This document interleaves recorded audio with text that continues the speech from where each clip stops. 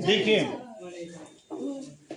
इससे पहले हम लोग वनों के प्रकार और वितरण के बारे में पढ़ लिया था, और कल हमने कहा था कि अब आगे की टॉपिक अगले दिन पढ़ेंगे। आज का टॉपिक हमारा है वन संपदा तथा वन जीवों का ह्रास एवं संरक्षण। अवर्गीकृत नहीं पढ़ाए थे, कैसे कहता, पूरा पढ़ा दिया था, देख लेना, फिर से देखिए। वन संपदा, वन संपदा तथा वन्य जीवों का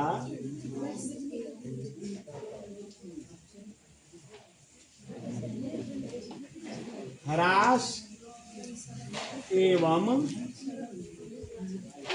संरक्षण। आज इसी पर चर्चा हम लोगों की होगी। आज ये हम सीखेंगे, ठीक ना। वन संपदाओं के ह्रास औपनिवेशिक काल से शुरू हो गया था। हमारे यहाँ वो जो वन संपदाएं थी, इसका जो है ना कि ह्रास होना, विनाश की ओर ले जाने का काम अंग्रेजों के टाइम से, औपनिवेशिक काल से ही शुरू हो गया था। क्योंकि अंग्रेजों ने प्रशासनिक एवं व्यापारिक उद्देश्य से रेल मार्गों एवं सड़कों का विकास किया, जिसके कारण वनों का भी दोहन होने लगा था। लेकिन आजादी के बाद से वन एवं वन्य जीवों पर लगातार आक्रमण होने लगा है।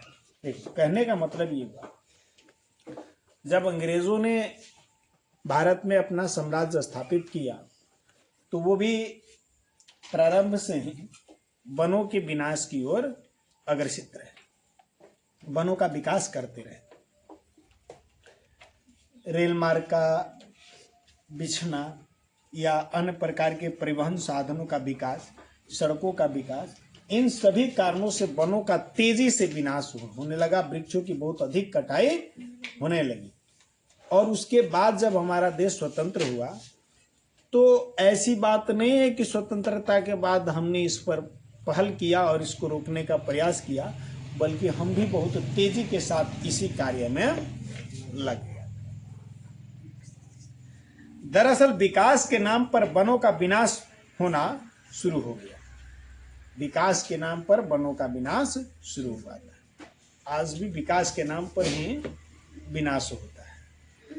वृक्षों की कटाई, एक दिन चर्चा में हमने यहाँ ही बताया था कि हम लोग जिस क्षेत्र में रहते थे, एक बहुत घना जंगल हुआ करता था।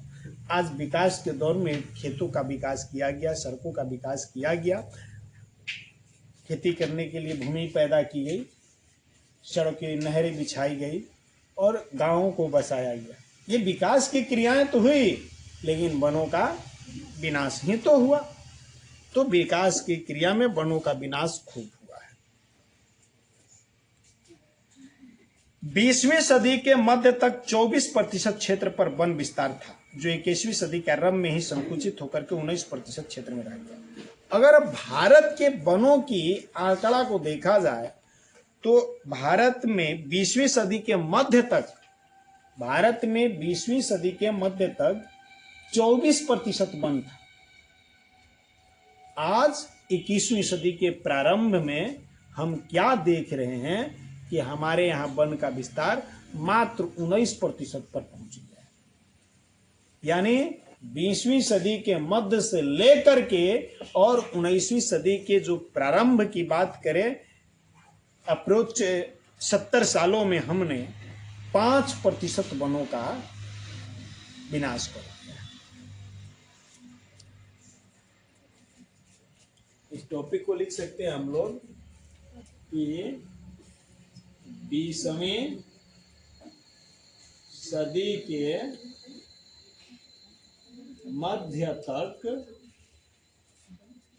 24% वन था, ठीक ना, जो 21वीं सदी के प्रारंभ में मात्र 19% रह गया है।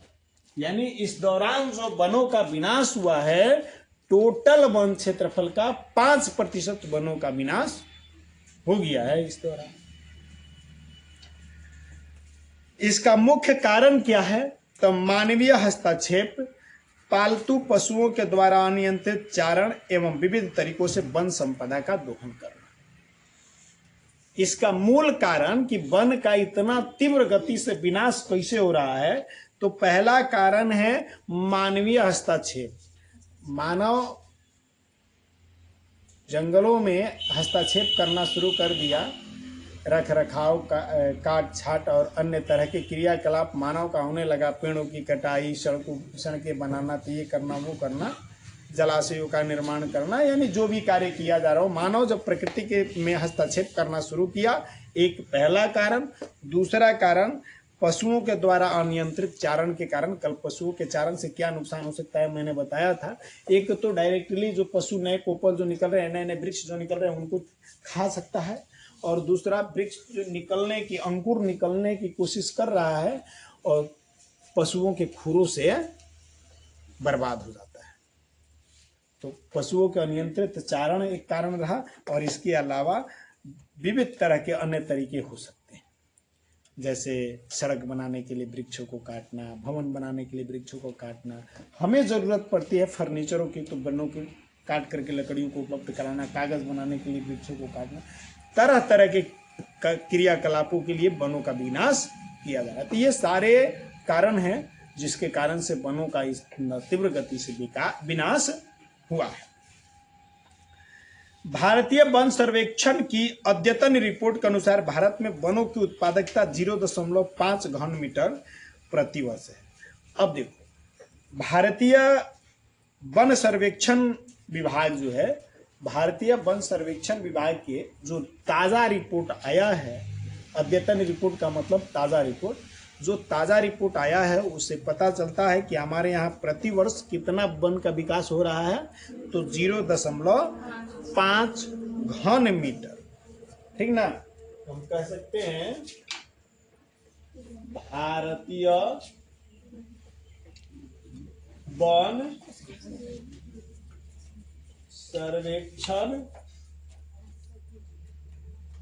सर्वेक्षण के ताजा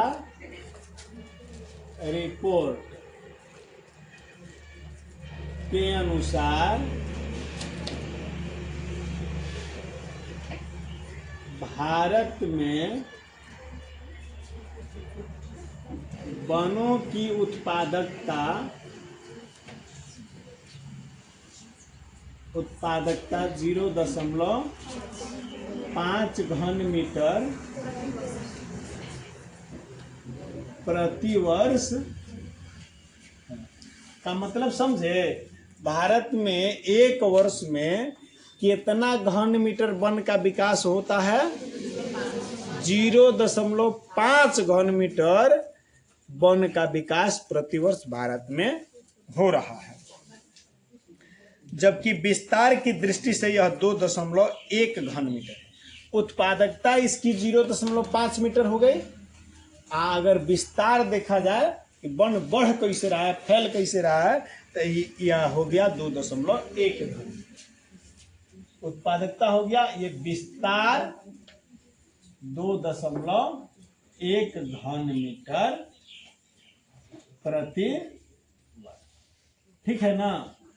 ये भारतीय वन सर्वेक्षण विभाग का रिपोर्ट है, जिसके अनुसार वनों के विस्तार की स्थिति और आकलन पता चलता है।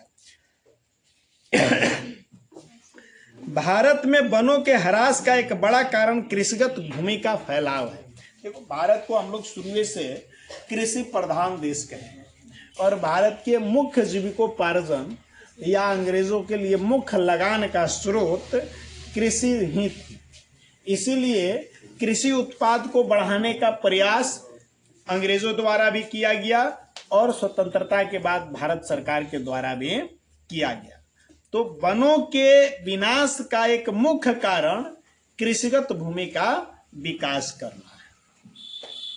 खेती के लिए अब अधिक से अधिक खेती होगा, अधिक से अधिक खेत फैलेगा तो अधिक से अधिक खेती होगा और अधिक उत्पादकता होगी, तो लगान अंग्रेजों को अधिक मिलता। इसलिए उन लोगों ने जंगलों को काटकर उसे खेत में बदलने का प्रयास किया। भारत सरकार भी यही किया कि हम लोग अपने लक्ष्य को कम से कम भोजन के मामले में आत्मनिर्भर बनने के प्रयास में थे। हम आज़ादी के समय हमारा प्रथम लक्ष्य यही था, क्योंकि हमारे सामने जो भारत, हमारे देश के उन नेताओं के सामने, जो तत्कालिक नेता थे जब हमारी देश आज़ाद हुई थी, तो उन लोगों के सामने सबसे बड़ी जो समस्या थी यही थी कि पहले भरपेट सभी लोगों को भोजन मिल सके, और बादे कुछ सोचा जाए। और इसके लिए बिना कृषि का विकास किए हुए कोई संभव नहीं था। इसीलिए सबसे पहले यही कोशिश किया गया। अब चूंकि खेत को तो ऐसे बढ़ाया जा नहीं सकता है, कोई के 1 बीघा खेत है उसको खींच तीर करके पीट पाट के कभी 1.5 बीघा किया जा सकता है? ऐसा नहीं हो सकता। तो दूसरा उपाय नहीं था। जो बेकार भूमि थी, जैसे बंजर भूमि या अन्य प्रकार की भूमि, या जंगलों को काट करके, सबसे भारी मात्रा में जंगलों को काट करके खेतों का विकास किया गया। एक सर्वेक्षण के अनुसार 1951 से 1980 के बीच लगभग 26,200 वर्ग किलोमीटर वन क्षेत्र कृषि में परिवर्तित हो गया। अब देखो, आजादी के बाद का रिपोर्ट मैं बताता हूँ। 1951 से 1980 के बीच 26,200 वर्ग किलोमीटर वन क्षेत्र को कृषि भूमि में बदला गया। देखो, एक रिपोर्ट से यह पता चलता है कि 1951 यानी आजादी के बाद की हम लोग चर्चा कर रहे हैं, तो 1951 से 1980 के बीच में 26,200 वर्ग किलोमीटर वनों का विनाश कर दिया गया। काट करके, साफ करके उसको कृषिगत खेत में बदल दिया गया, जिस पर कृषि किया जा सके, खेती किया जा सके। विशेष रूप से पूर्वोत्तर और मध्य भारत में जनजातीय क्षेत्र में स्थानांतरण खेती अथवा स्लैश और वर्ण खेती के चलते वनों का ह्रास हुआ है। अगर अब बात करें कि वनों के ह्रास का दूसरा कारण, तो ये देखिए, खास करके पूर्वोत्तर राज्यों की बात हम कर रहे हैं, और पूर्वोत्तर राज्यों के साथ साथ मध्य भारत, इस क्षेत्र में जो बहुत अधिक मात्रा में वन है, तो इसमें अधिक मात्रा में आदिवासी जनजाति हैं, और ये लोग खेती का एक तरीका करते हैं, झूम कृषि। आप जिसका नाम पढ़े होंगे, इसको अलग अलग जगहों पर अलग अलग नामों से जाना जाता है, ठीक ना। कहीं इसको स्थानांतरित कृषि, तो कहीं झूम कृषि, किसी कहीं पुढ़ू विधि, या अन्य तरह से अलग अलग क्षेत्रों में कई नामों से जाना जाता है। ये सब एक ही प्रकार की खेती है, स्लैश वर्ण, ये सब जो है एक तरह का। तो झूम खेती क्या है? स्थानांतरणीय खेती है। ये एक तरह का परंपरागत खेती है। इसमें क्या होता है ना कि पहले जंगलों को या अन्य क्षेत्रों को साफ करके उसको कृषिगत, जंगल को क्या किया जाएगा, आग लगा दिया जाएगा, जल जाएगा। जल जाने के बाद वो पूरा खत्म हो जाएगा, आग बुझ जाएगा तो राख हो जाएगा ना, तो राख हो जाएगा। उसके बाद क्या करेगा, लोग उस पर बीज छिड़क देगा, बारिश होगी वो बीज उगाएंगे, और इस प्रकार से खेती उसमें की जाती है।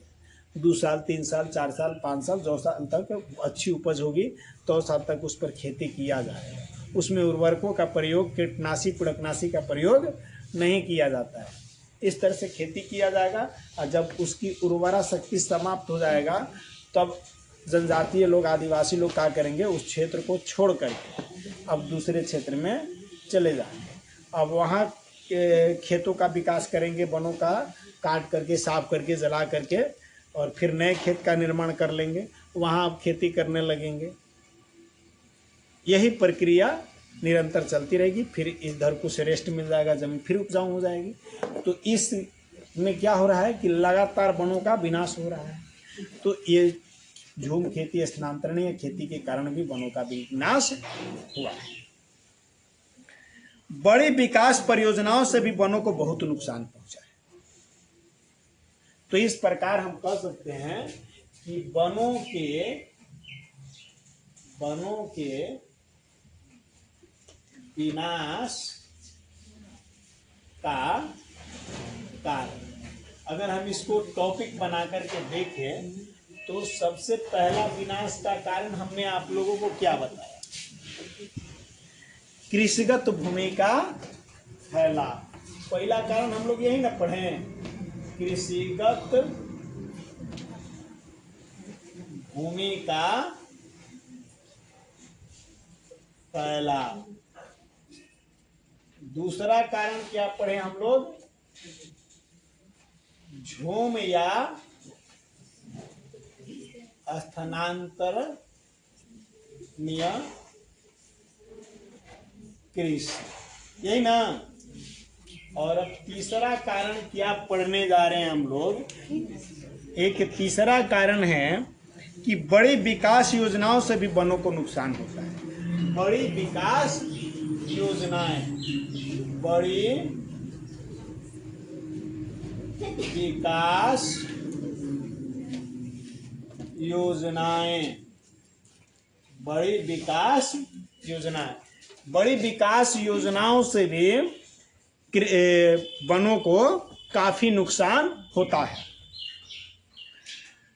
1952 ईस्वी से नदी घाटी परियोजना के कारण 5000 वर्ग किलोमीटर से अधिक वन क्षेत्र नष्ट करना पड़ा है। अब देखिए, बड़ी विकास परियोजनाओं से कैसे वन का विनाश हो रहा है। सबसे इसमें पहला कारण क्या ले लिया हम लोगों ने? नदी घाटी परियोजना। नदी घाटी परियोजना यह एक बहुत बड़ी योजना है कि नहीं है? इस नदी घाटी परियोजना के रिपोर्ट के अनुसार 1952, ठीक ना, 1952 से ले जो है देखा जाए तो अभी तक 5000 वर्ग किलोमीटर 5000 वर्ग किलोमीटर वनों को नष्ट करना पड़ा है। समझ लो, केवल नदी घाटी परियोजना के कारण 5000 वर्ग किलोमीटर वनों को नुकसान पहुंचाना पड़ा है। तो इस प्रकार के जितने भी बड़ी बड़ी योजनाएं आती है गवर्नमेंट की, वो सारी वनों को विनाश पहुंचाती है।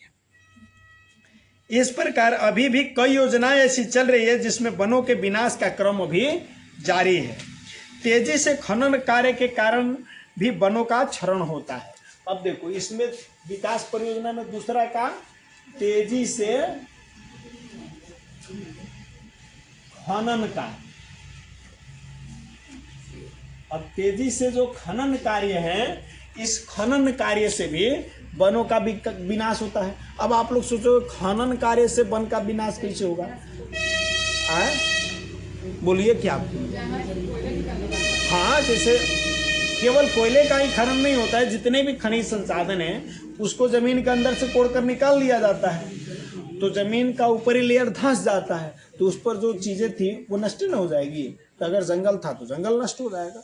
तो वनों का विनाश इन कारणों से भी होता है। अब आप फिर सोचो ना कि आवासीय स्थल को थोड़े खनन होता है। खनन तो ऐसे ना क्षेत्रों में होता है ना। पश्चिमी बंगाल में टाइगर रिजर्व डोलोमाई के खनन के कारण भारी खतरे में पड़ गया है। अब देखो, अगर पश्चिम बंगाल में देखा जाए तो टाइगर रिजर्व जो है, बंगाल टाइगर रिजर्व, इसमें पश्चिम बंगाल में टाइगर रिजर्व, समझते हो टाइगर रिजर्व क्या है? वनों शेरों को सुरक्षा प्रदान करने के लिए वनों को आरक्षित क्षेत्र रिजर्व घोषित किया जाता है, जिसमें वनों को संरक्षित शेरों को संरक्षित किया जाता है। इसी को टाइगर रिजर्व कहा जाता है। तो जो पश्चिम बंगाल में टाइगर रिजर्व है ना, इसमें खनन हो रहा है किस चीज का? डोलोमाइट। यह एक खनिज पदार्थ है और इसके खनन के कारण वहां टाइगर रिजर्व जो है, ये टाइगर रिजर्व खतरे में।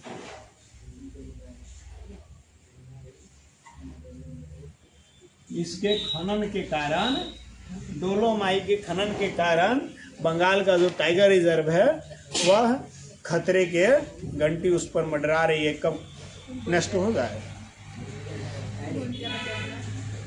इस खनन से कई प्रजातियों के प्राकृतिक आवासों का नुकसान हुआ है और इस खनन से, डोलोमाइट के खनन से केवल टाइगर रिजर्व को नुकसान नहीं है, और भी कई प्रजातियों को नुकसान उठाना पड़ गया है।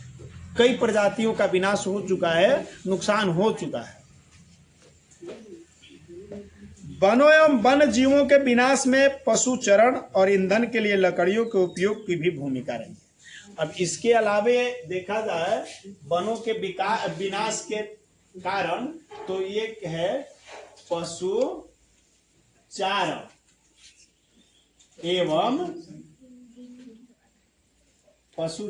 एवं ईंधन के लिए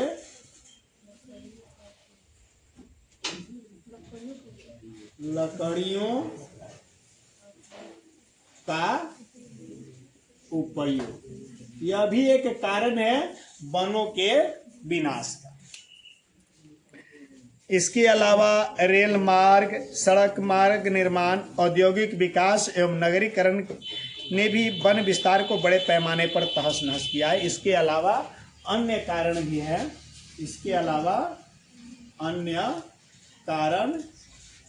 अन्य कारण में क्या हो जाएगा? रेल मार्ग, सड़क मार्ग, औद्योगिक विकास, नगरीकरण, ये सारे ऐसे विकास कार्य हैं जिनसे वनों को काफी नुकसान हुआ है।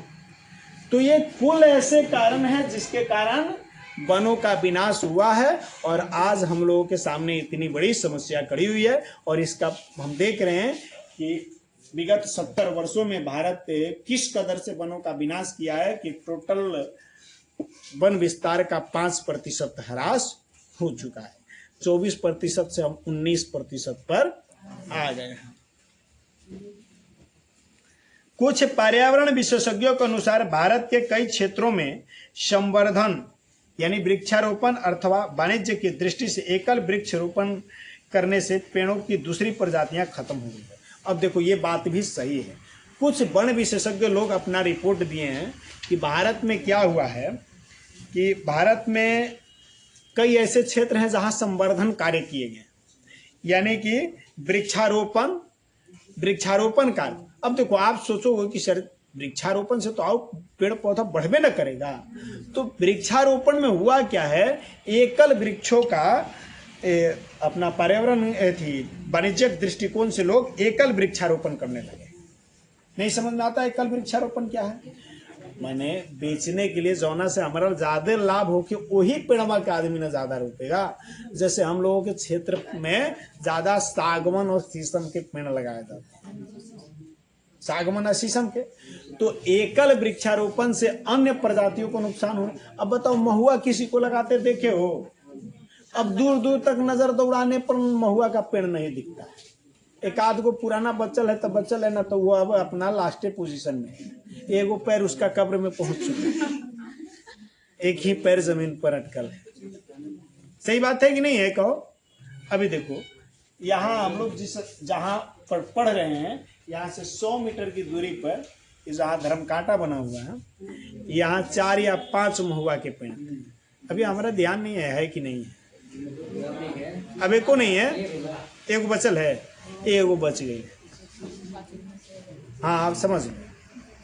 एक अलावा यहाँ से आप लोग चलो तो आप लोग जहाँ तक जाते हो सड़क पकड़ के, उसके बाद आप अपना अपना अपना गाँव घुस जाते हो, तो आप लोगों के सड़क मार्ग में वृक्ष अभी भी मिलते होंगे। इस मार्ग में भी कम से कम 4-5 बहुत बड़े बड़े विशाल महुआ के पेड़ थे। अब एको बाचल है, एगो नहीं बच गए, एगो नहीं बच गया। अच्छा ये जा बचल है, महुआ के है। अच्छा तेजा एगो बच गया है। अब आप सोचो कि किस गति से महुआ के पेड़ दिख नहीं रहे, नहीं है ना। इसके अलावा और भी इसी तरह के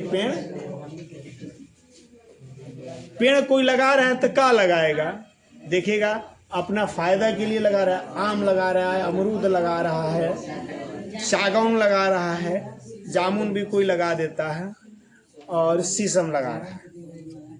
तो अन्य प्रकार के पौधों को नुकसान हो रहा है।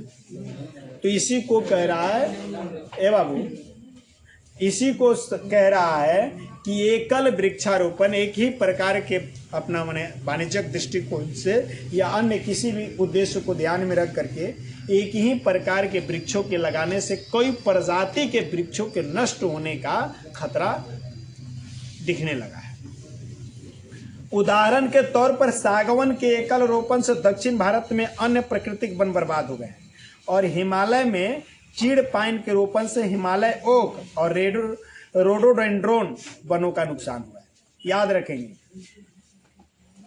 अब प्रश्न ध्यान में रखेंगे, क्या आता है, प्रश्न आता है कि दक्षिण भारत में अन्य प्रकार के प्राकृतिक वन के बर्बाद होने का कारण क्या है।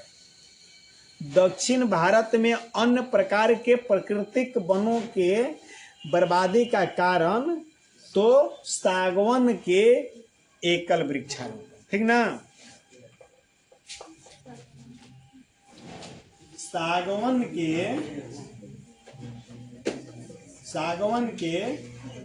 एकल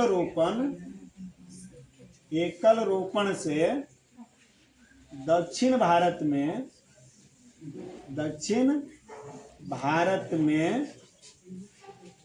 अन्य प्राकृतिक वन, अन्य प्रकार के जो प्राकृतिक वन है, वन बर्बाद हो गए हैं, बर्बाद तथा हिमालयी क्षेत्र में, याद रखेंगे बहुत इंपॉर्टेंट क्वेश्चन है, आता है हमेशा बोर्ड के एग्जाम में। हिमालयी क्षेत्र में चीड़ और पाइन के रोपण से, चीड़ पाइन के रोपण से, पाइन के रोपण से हिमालयी ओक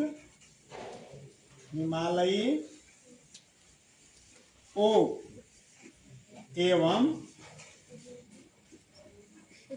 रोडोडेंड्रोन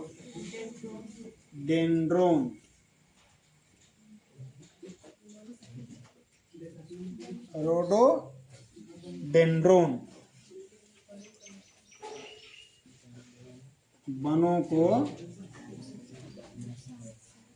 नुकसान हुआ, ठीक ना। ये याद रखिए। अब क्या होता है कि जैसे लोग वनों का विनाश करते जा रहे हैं और वृक्षारोपण के नाम पर केवल सागवन दक्षिण भारत में लगाया गया है, तो अन्य प्रकार के जितने भी प्राकृतिक वन है वो धीरे धीरे घटते जा रहे हैं, क्योंकि चारों तरफ सागवन के ही वृक्ष दिखने लगे हैं। तो अन्य सारे प्राकृतिक वनों का भारी बर्बादी दक्षिण भारत में सागवन के एकल रोपण के कारण हो रहा है। वहीं अगर हिमालयी क्षेत्र में चल जाए, हिमालय के तराई वाला क्षेत्र में, तो हिमालयी क्षेत्र में जो है ना कि चीड़ पाइन का रोपण किया जा रहा है। इसका भी एकल रोपण मैंने समझ रहा ना, खाली लोग अपन चीड़े पाइन के बगीचा लगा रहा है। तो कौन, अशोक, सागौन, हाँ यही सागौन। अच्छा पतला पतला तू लोग देख ले तो सोचता है कि पतला होता है। देखो इसको जानता है ना, सागौन है ना, यही चीज है।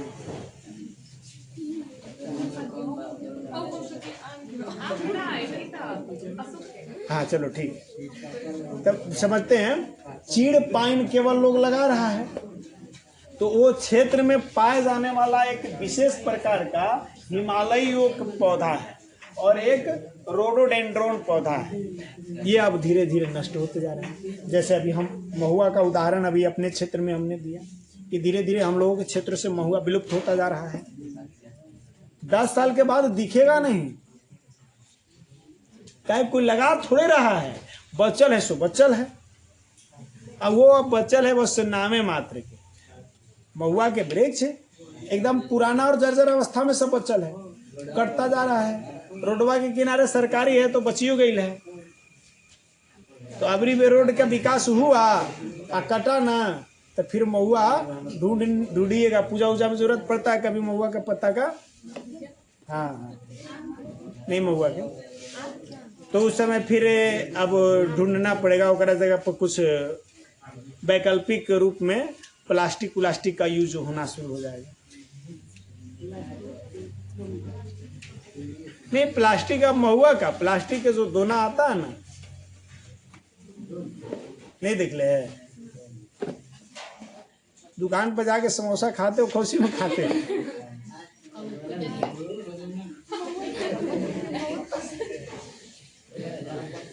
चलो अब बात करते हैं हिमालयी यौ की, ठीक ना। हिमालयी यौ, हिमालय यौ चीड़ के प्रकार का एक सदाबहार वृक्ष है।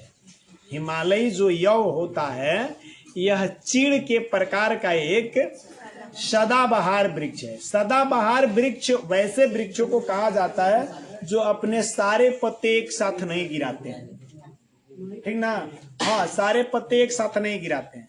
ये क्या होता है कि समय के साथ अपने कुछ पत्तों को गिराएंगे और नई कोपल उगेगा, फिर कुछ पत्ते गिराएंगे नई कोपल उगता रहेगा। इसी के कारण यह वृक्ष सदैव हरा भरा दिखता है। जैसे आम का पेड़ सदैव हरा भरा दिखेगा, है ना।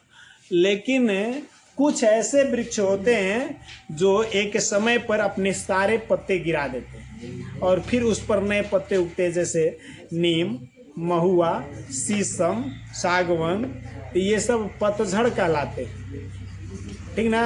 ये पतझड़ प्रकार के वृक्ष हैं और सदाबहार वृक्ष एक बार में सारे पत्ते नहीं गिराएंगे। बात समझ में आ गई ना। तो जो हिमालयी यौ की मैं बात कर रहा हूं वह एक सदाबहार वृक्ष है चीड़ के प्रकार का। यह एक औषधीय पौधा है। एक में औषधीय गुण होता है, यौ में औषधीय गुण होता है जो हिमालय प्रदेश और अरुणाचल प्रदेश के कई क्षेत्रों में पाया जाता है। इसका जो है ना ये वृक्ष कई प्रकार की बीमारियों में काम आता है। चीड़े की छाल, पत्तियां, टहनियां और जड़ों से टैक्सोल नामक रसायन निकाला जाता है तथा इसे कैंसर रोग के उपचार के लिए प्रयोग में लाया जाता है। जो यौ का पौधा होता है जिसको चीड़ के प्रकार का कहवे किए हम, तो इसके छाल से, इसके पत्ती से भी, इसके टहनियों से भी और इसके जड़ से भी टैक्सोल नामक रसायन निकाला जाता है। उसके रस को गार करके टैक्सोल नामक रसायन निकाला जाता है और ये टैक्सोल नामक रसायन कैंसर के बीमारी के उपचार में प्रयोग में लाया जाता है। इससे कैंसर की दवा बनती है। इससे बनाई गई दवाइयां विश्व में सबसे अधिक बिकने वाली कैंसर की औषधि है। विश्व में सबसे अधिक बिकने वाली कैंसर की दवा इसी रसायन से बनती है। इसके अत्यधिक निष्कासन से इस वनस्पति जाति के लिए अस्तित्व का संकट पैदा हो गया। अब जब सोचो कि आप इतना एकरा से लाभ है, तो जितना भी दवा कंपनियां हैं जो है कैंसर की दवा बनानी जानती है इस प्रयोग करेगी अधिक से अधिक मुनाफा कमाने के लिए। आज तो मुनाफे के लिए सब कुछ हो रहा है। तो लोग अंधाधुंध मुनाफा कमाने के लिए इस वृक्षों की कटाई कर रहे हैं, तस्करी हो रही है इसका, और बदले में ये वृक्ष लगाए नहीं जा रहे हैं, और इतने तीव्र गति से काटने के कारण आज ये वृक्ष संकटाग्रस्त अवस्था में आ गया है। हिमालय संकटाग्रस्त अवस्था में आ गया है, यानी धीरे धीरे धरती पर से ये विलुप्त होता जा रहा है। पिछले 1 दशक में हिमालय प्रदेश और अरुणाचल प्रदेश में विभिन्न क्षेत्रों में यौ के हजारों पेड़ विलुप्त भी हो चुके हैं। हाँ,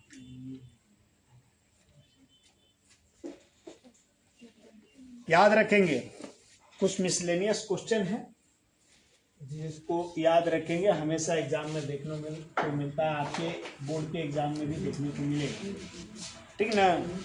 हमारे देश में, भारत में लगभग 81,000 वन्य प्राणी की उपजातियां हैं। वन्य प्राणी की उपजातियां कितना प्रकार की है भारत में? 81,000 प्रकार। भारत में 81,000 प्रकार के जो है ना वन्य प्राणी उपजातियां पाई जाती है, 81,000 प्रकार की। लगभग 47,000 वनस्पति उपजातियां, ये तो वन्य प्राणी हो गए, और वनस्पति की उपजातियां कितना है भारत में? 47,000 प्रकार के।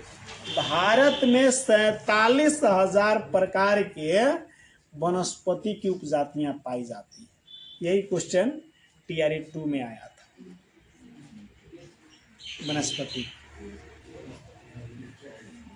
वनस्पति उपजातियों में से लगभग 15,000 भारतीय मूल की है, और इनमें से भारतीय मूल के 15,000। समझ में नहीं आया ये बात? मैंने कहने का मतलब कि टोटल भारत में कितना प्रकार के वनस्पति है? 47,000, लेकिन एकरा में से 15,000 जो खाली भारत में मिलता है, वो भारतीय मूल के ऐसे के, और कुछ ऐसा नहीं जो दूसरों जगह से हमारे यहाँ आया है। तो टोटल 47,000 है, लेकिन 15,000 केवल हमारी मिट्टी का है, ये इसी मूल के है। समझ में आ गया? जैसे जैसे वनों का दामन सिकुड़ता है, वैसे वैसे वन जीवों का आवास भी तंग होता जाता है। जितना वन्य जीव है वो कहाँ रहेगा? जंगलवे में रहता है। तो अब जंगलवा जैसे जैसे छोटा होता जाएगा, कट कर के छोटा होता जा रहा है ना, 24% से 19% पर आ गया, तो विस्तार घटिए न गया। तो वन का दामन जैसे जैसे सिकुड़ेगा, वन जैसे जैसे छोटा होता जाएगा, वैसे वैसे वन्य जीव जो हैं उनके प्राकृतिक आवास भी छोटा होता जाएगा। नहीं समझ में आया? अब कहने का मतलब कि 5 एकड़ में कोई बगीचा है, उसमें सारे कुछ वन्य जीव रह रहे हैं। अब धीरे धीरे वृक्ष को काट करके वो 5 एकड़ में से 2 एकड़ में खेती होने लगी, और 3 एकड़ में वो जंगलवा बची, बगीचा बच गया। तो अब वो हमें के सब जीव जंतु कितना दूर में रहेगा? 3 एकड़वा में ना, वो तो 5 एकड़ में नहीं रह पाएगा, क्योंकि उधर तक खेती होने लगा। तो 3 एकड़ में ना सिमट गया, तो इनका आवास घट गया कि ना? पहले रहता था 5 एकड़ में, अब रहने लगा 3। तो उसी तरह जैसे जैसे वनों का दामन छोटा हो जाएगा, वन का विस्तार कम होता जाएगा, वैसे वैसे वन में रहने वाले वन्य जीवों के प्राकृतिक आवास भी छोटा होता चला जाएगा। भोजन, सुरक्षा एवं आनंद के लिए वन्य जीवों का शिकार वन्य जीवों के विनाश का एक बड़ा कारण है। एगो तो पहले का कारण वनों के विनाश के कारण भी वन्य जीवों का विनाश हो रहा है, और दूसरा कह रहा है कि भोजन, सुरक्षा एवं आनंद के लिए जो वन्य जीवों का शिकार किया जा रहा है, यह भी वन्य जीवों के विनाश का एक कारण बन रहा है। भोजन के लिए कुछ जंतुओं को मार दिया जाता है, इसके अलावा सुरक्षा के दृष्टि से भी लोग कुछ मार दे रहे हैं, जैसे फसल उसल बर्बाद कर रहे थे, नीलगाय को नहीं लोग मार दे रहा है। और कुछ लोग आनंद के लिए शिकार खेलने जाता है शौक से। तो इन कारणों से इन वन्य जीवों का जो शिकार किया जा रहा है, यह भी एक बहुत बड़ा कारण है वन्य जीवों के विनाश का। आज स्थिति यह है कि बहुत से वन्य प्राणी लुप्त हो गए हैं या लुप्त प्राय है। नहीं समझ में आया? माने आज ऐसा स्थिति उत्पन्न हो गया है कि बहुत सारे वन्य जीव तो एकदम लुप्त हो गए, हम नहीं दिख रहे हैं। कुछ ऐसा है जो एकदम अंतिम बॉर्डर पर पहुंच गए, यानी अब ये भी 2-4-5 साल के बाद दिखने वाले नहीं है। जैसे गौरैया पक्षी होता था, प्रत्येक घरों में पहले दिखता था, अब आंखें तरस जाती है देखने के लिए। कौआ कभी कभी दिख जाता है। चील जो गिद्ध होते हैं वो तो हमको नहीं लगता कि कितने वर्ष हो गए। तो लोग नामो जानता होगा कि नहीं जानता होगा? ऐसा नहीं स्थिति है, कह रही हम नहीं जानते। चील या गिद्ध जो कहलाते हैं। तो कहने का मतलब ये क्या है, जो समाप्त हो गए वो लुप्त हो गए, जो अंतिम पायदान पर पहुंच गए हैं वो लुप्त प्राय हैं। भारत में चीता और गिद्ध इसका उदाहरण है। चीता और गिद्ध। आप कहो कि भारत में अब तो कुछ चीता अगर हो गई है, ये मोदी जी ले आए हैं दूसरे देश से, तब जाके कुछ चीता दिख रहा है भारत में। हाँ। यदि हम गौर से अवलोकन करें तो पता चलेगा कि पर्यावरण के प्रति हमारी संवेदनहीनता के कारण कई दशकों से वन्य एवं वन्य जीवों पर विनाशकारी दबाव पड़ रहा है। कह रहा है कि अगर हम लोग ठंडे दिमाग से और पूरी गौर करके एकदम गौर से अवलोकन करें, गंभीरता से अवलोकन करें, तब पता चलेगा कि हम लोग वन और वन्य जीवों के प्रति कितना संवेदनहीन हो गए हैं। और हमारी संवेदनहीनता के कारण कई दशकों से वन एवं वन्य जीवों पर विनाशकारी दबाव बढ़ रहा है। आज भारत में 744 प्रजातियां विलुप्त हो चुकी हैं। भारत से 744 प्रजातियां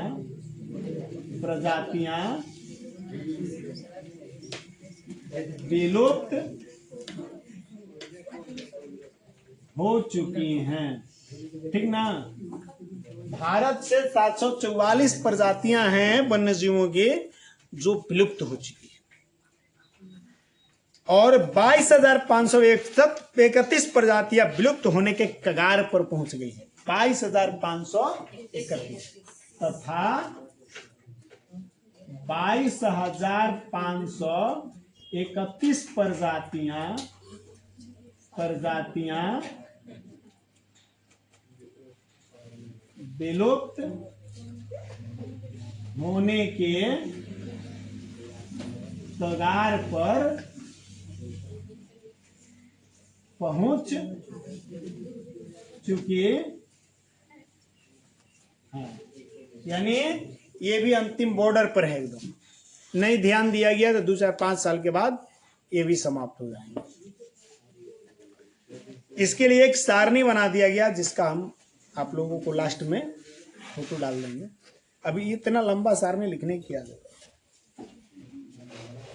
देखिए, विलुप्त होने के खतरे से घिरे कुछ प्राणी हैं। नाम बता देता हूं, कुछ ऐसे प्राणी जो विलुप्त होने के कगार पर पहुंच गए हैं।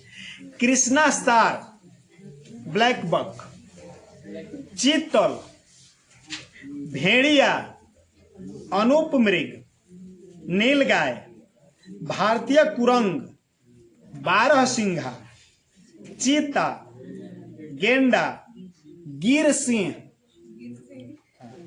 मगर, हसावर, हवासील, सारंग, श्वेत सारस, धूसर बगुला, पर्वतीय बटेर, मोर, हरा सागर कछुआ,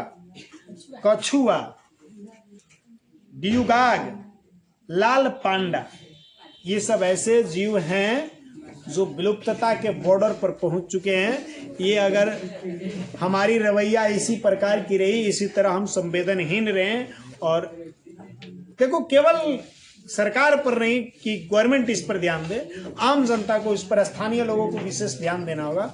और अगर ऐसा नहीं किया गया तो कुछ समय बाद ये सारे जीव जंतु भी ऐसे होंगे जो हमें फिर दिखने वाले नहीं है। अब किन कारणों से ये ऐसी स्थिति उत्पन्न हो रही है ये हम लोग आगे पढ़ेंगे। आज इतना ही रहने देते हैं। का बाबू?